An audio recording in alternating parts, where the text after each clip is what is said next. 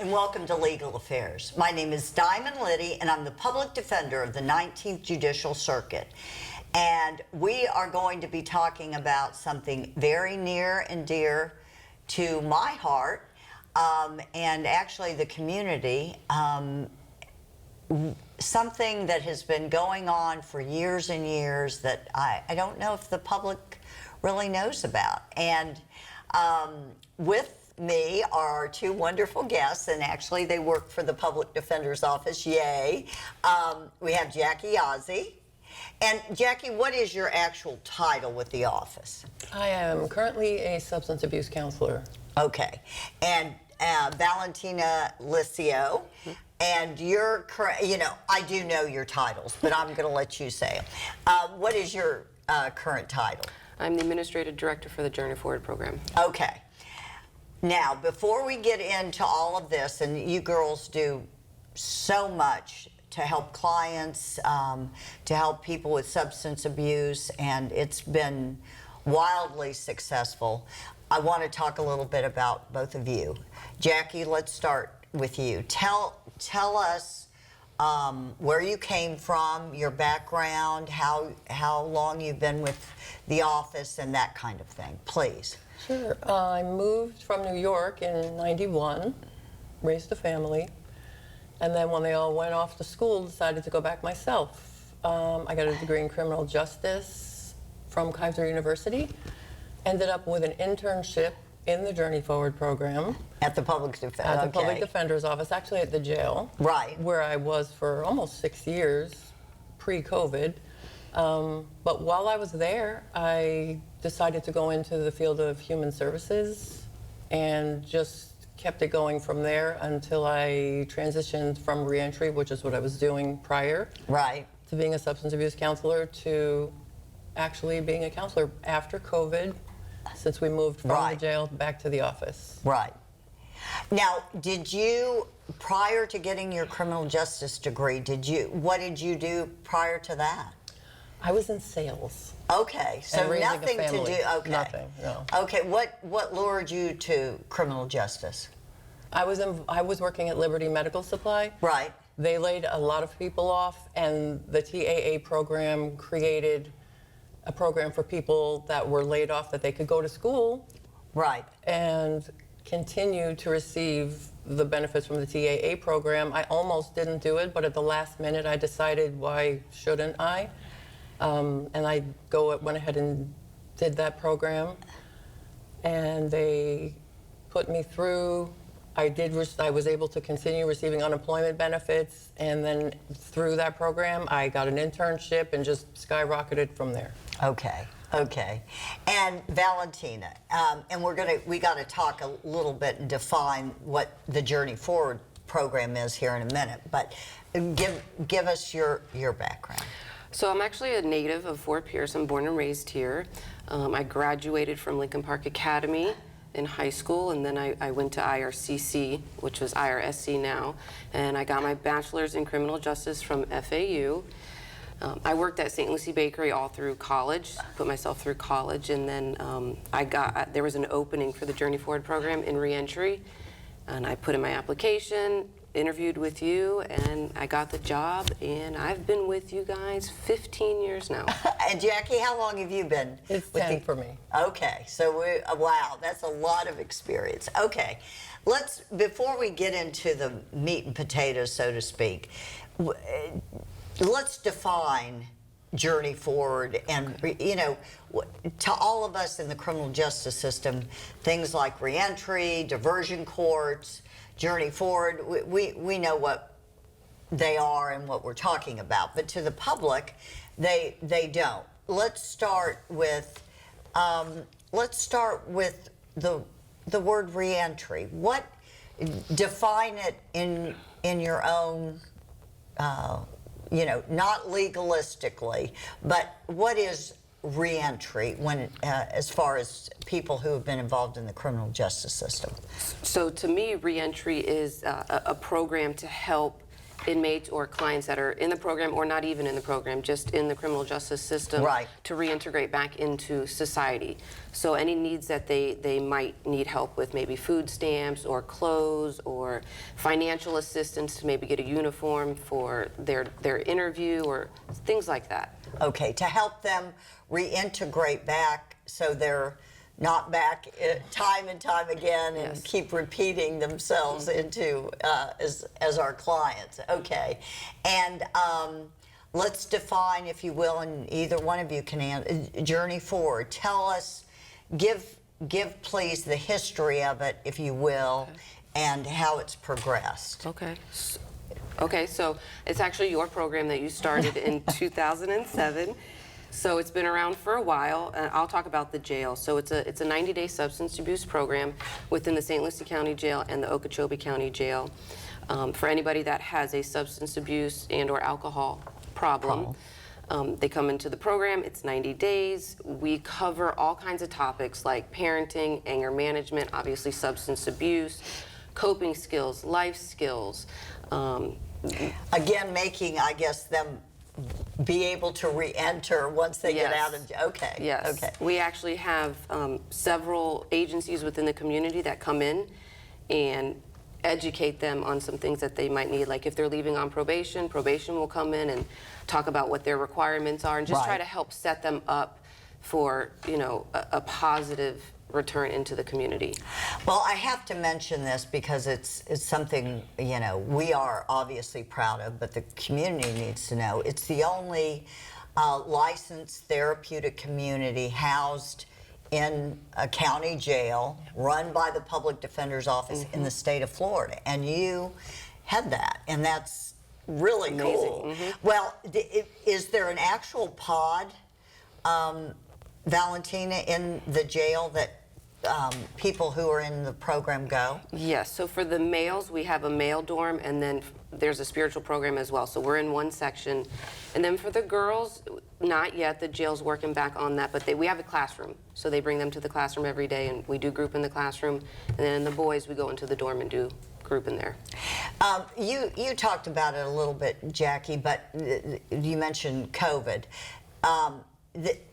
This was going along, and I think it needs to be mentioned because you girls stepped up and figured out a way to continue the good things you've been doing, even though COVID happened. You started, the program started in 2007, and it was in the jail, correct me if I'm wrong, till COVID hit and everything shut down, correct? Okay.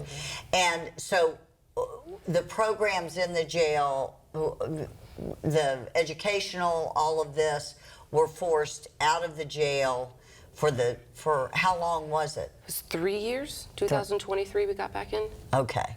And so it's been a struggle to get back in just because of the, you know, the difficulties of moving out, coming. But in the interim, and I think, Jackie, you touched on that, if you can kind of elaborate a little bit. In the interim, when we were out of the jail and not helping people with life skills, et cetera, in the jail, what did we do? And you helped with that. Well, we were fortunate enough to be able to get involved with the diversion courts, which had never even been a thought before because we were at the jail. Mental health court and drug court, both, and that has turned out to be a whole other branch. It's Of the journey forward. Yeah, yeah.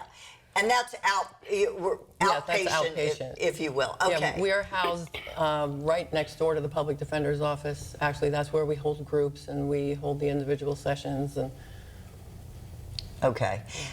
Explain, define, if you will, diversion courts. What are they? so the diversion courts are offered to clients in place of going back to regular court or serving a jail sentence Right. or a probation sentence. They get to complete the program, and if they successfully complete it, their charges will be dismissed. So there's a big plus side to being Yeah, there's involved. a big carrot. Okay. Do they work? Some of them do. Okay. Some of them do. We have a lot of resources in the community also for second chance employers that are willing to work with the people that can Right. and want to. Some have the jobs that they originally had coming in. Their employers are willing to work with them. So it depends. It's on a very individual, case-to-case basis with that. Okay. How did you compare, if you will? Okay, so when you couldn't do your good work in the jail, you went to Plan B.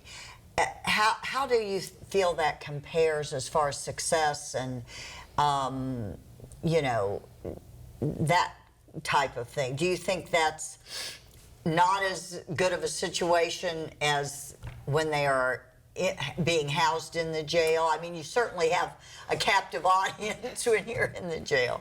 I think it works out beautifully because, like Jackie said, let's just say something happens and in the diversion court and they have to go to jail, maybe a sanction or something like that, they can actually just kind of slide right into the program at the jail, still continue services, still get the education that they need. Right. And then when their sentence is up, if they're still in the program, they can slide back into the program at our office on the street. So I think it works beautifully. I think we have a bigger success rate when that happens. Okay. Than just in the jail or just in the diversion court. Okay, so the blending of both things really makes Works. it okay. Complement each Yes. Yeah, how do you feel, I mean, this is not a court-ordered sanction or program, is it? And that, I think we need to talk about that a little bit because I think that is part of the success, but give us your thoughts. So at the jail, it's strictly volunteer. So Right. if you want to come in, you put in a request, and they send it to us. We look it over. As long as you have a drug or alcohol problem and you want to change, you're welcome. Anybody's welcome. So, well, and a great point is that you've got to have the sincere desire. You know, having worked with addicts in your careers, I mean, right? Jackie, you've got to have hit rock bottom, so to speak. I noticed when I was in the jail, that was definitely the case, and it's kind of a different dynamic than it is with the outpatient program. Right. Because even though they've chosen the diversion court, they still may not be 100% sold on the idea that they have a problem. They're just doing it because they want not all of them, but some of them may just be doing it to for the get the diversion charges dropped.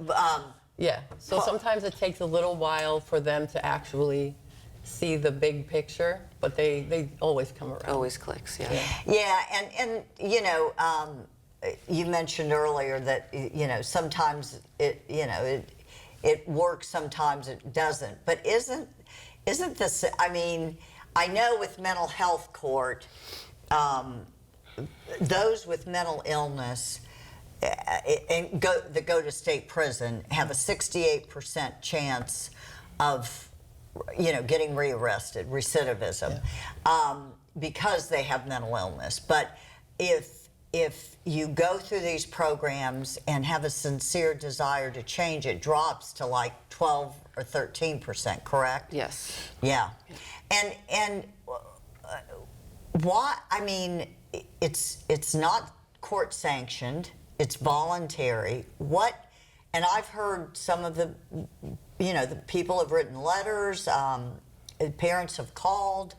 I spent $200,000 going to, the most expensive, sending my child to the most expensive place in the world, and Journey Forward actually changed. What do you think makes your program different and so successful? Well, I'm just going to speak for myself. I think it's because we truly care. Right. I mean, it is a captive audience, but we come in every day with the heart that we want to help them, and It's not a business. It's not a business. Yeah, no, right, and right. they can feel that we treat them like human beings, not just another number or Right. an inmate or just an addict. We show them that we do care, and you are a part of the Journey Forward family, public defender family, when you come into our program. Right, right. And I've, obviously gotten letters and calls and everything, and that's kind of part of it too. What about you, Jackie? What do you- Exactly the same thing. While she was talking, I was nodding my head because Yeah. I've had client after client tell the new people coming in, you're going to love it here. It's like a family. Yeah. Well, now, back in the day, we used to have the full-blown graduations at the jail. They've since, but hopefully we'll get, to that point again. I know back then there were so many people that had gone through the program, graduated, and had jobs and their families back and all of that, and they would actually come back to the jail to go to graduation to see others and to promote and to be a cheerleader for the people that are graduating. How successful is that group?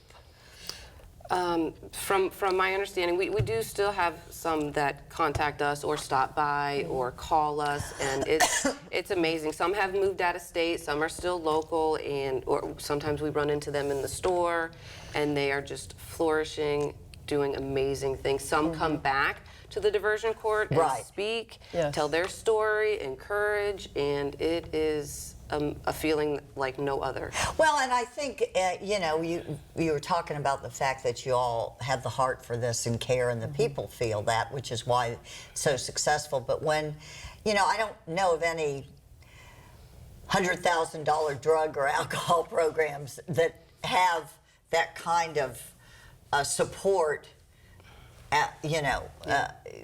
after the fact, that it's, and when we, again, us in the system use verbiage and language that we understand because we've been doing it forever, but when you say we have groups in the building next to the public defender's office, what does a group look like, Jackie?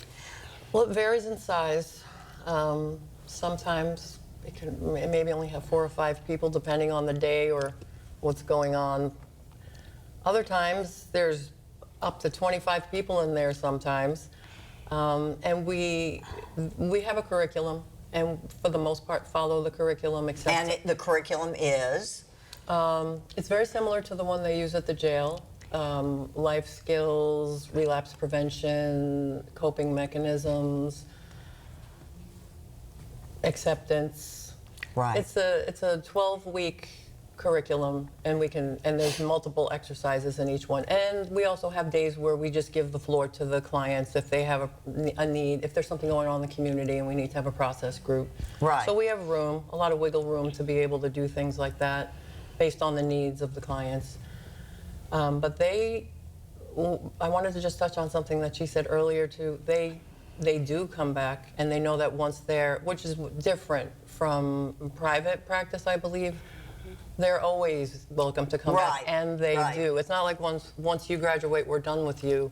It's like once you graduate, you're part of the family. Yeah, you know that you have a home base that you can always touch base with. And I've had many people stop in and even just call. I'm struggling a little bit. Is it okay if I stop in? Wow. Yeah, and you'll take them back. Absolutely. Of course. Every time.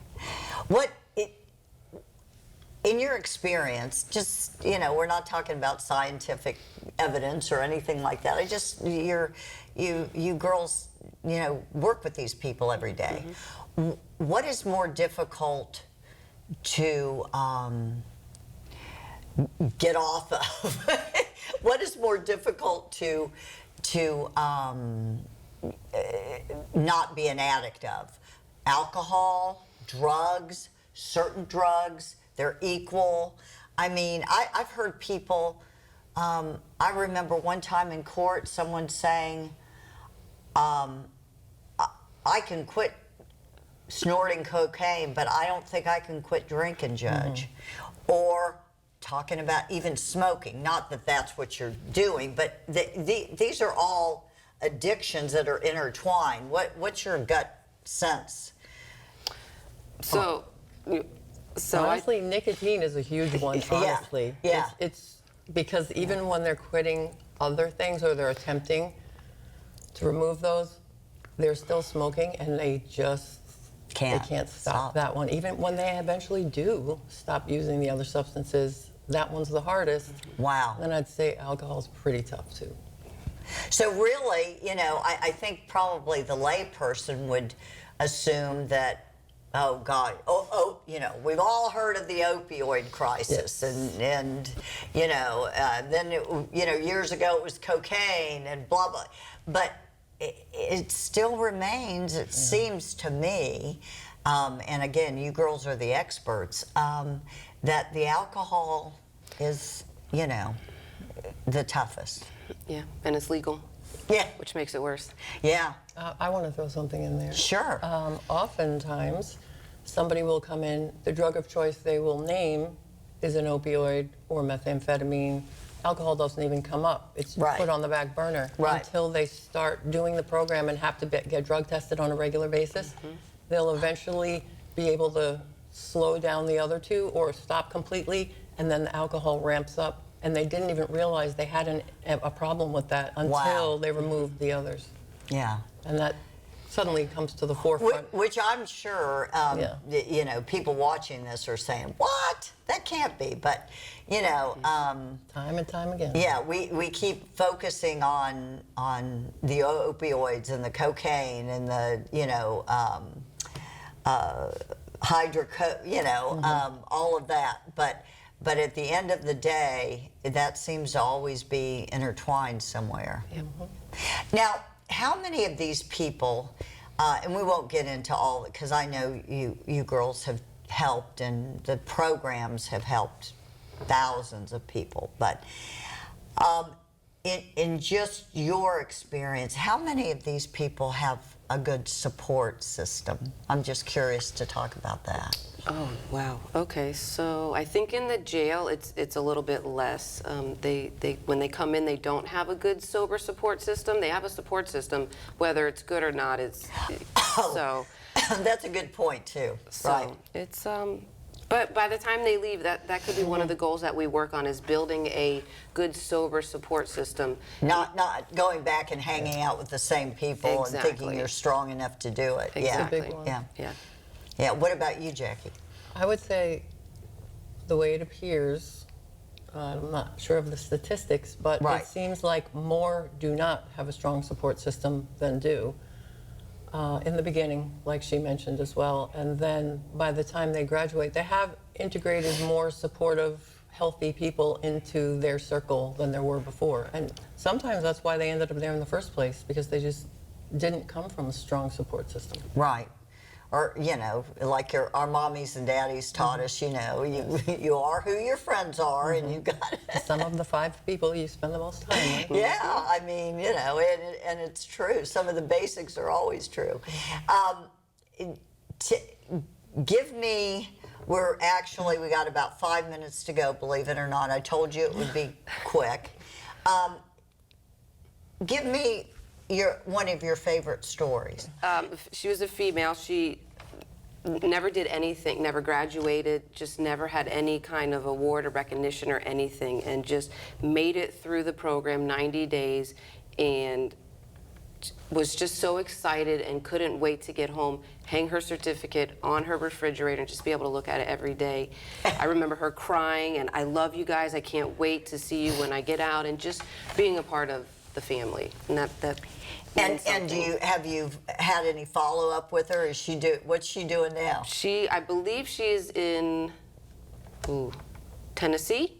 She's on a farm, doing well. She's married, has a child, and just living her best life. Great. Yeah. Great. The one I will talk about is also from the jail. Went through the Journey Forward program twice. And sometimes it takes more than once, more than 3 times.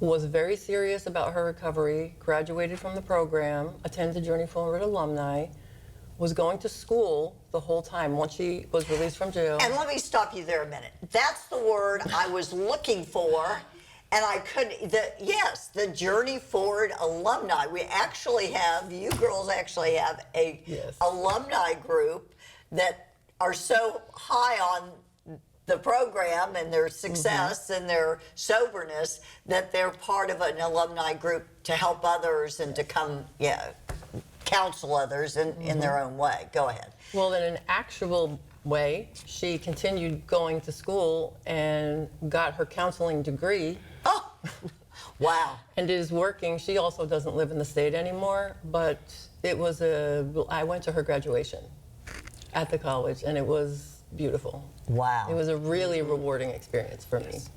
Yeah. Well, there's got to be, you girls have obviously seen so much, through the years, and successes is what we always like to talk about because it feels good, especially at this time of year, but there's also those little failures too. Do you ever give up hope? Never. I knew that was the answer. No, 'cause that's where your heart is. I mean, do you believe that even if somebody,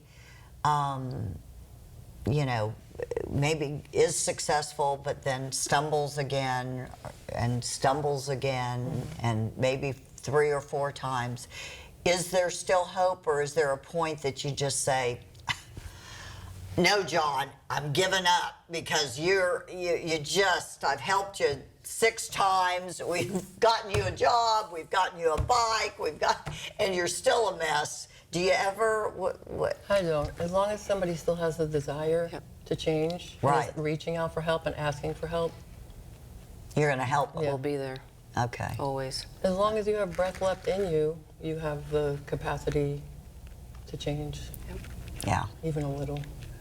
Now, and we've got about a minute left. This is all good for the families as well, correct? Do they, sometimes the children, are they involved? I know not at the jail, obviously, because it's in, but I mean, do the children get involved, or do you see them supporting their parents, or are a lot of them? I've seen people get their children back after being removed Right. from them and being able to move forward in a much healthier way than they were before. Right. So the children definitely benefit from that. Well, and as we all know, it's not just the criminal ramifications, it's the dependency Yes. Yes. court ramifications, which means they sometimes get their children taken away. So it's a wonderful thing when there's success. Well, thank you both. This was wonderful. Thank you. Thank you for all you do for everybody. It's an Thank honor. you for being the best boss.